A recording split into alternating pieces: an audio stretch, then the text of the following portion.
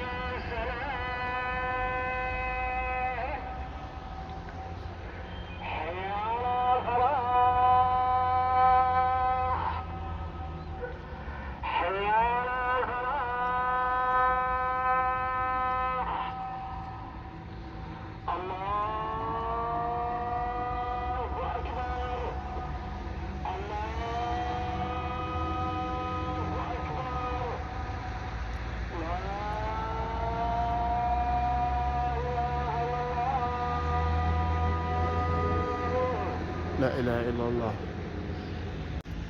جيت باش نصور هنايا في ازرو. المهم ان شاء الله نحاول نصور، وعلى حسب ما كيبان لي بدا كيطيح الثلج. دابا راه كتشوفوا بدات كتنقط، وحس بها بلي الثلج اللي كيطيح ماشي الشتا.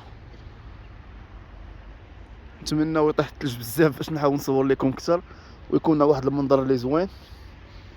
بالنسبه كيف قلت لكم قبل، اللي بغى يجي لازرو راه ساهله، غيجي من غير مكناس. من مكناس لازرو راه كاين طاكسيات ب 700 ريال 35 درهم. بالنسبه للطاكسيات كتركبوا من الحمريه وخلاص. اللي بغى يجي لازرو يجلس فيها واحد الساعه يتغدى فيها، من بعد يمشي لافرار. راه حتى من ازرو لافرار راه كاين طاكسيات.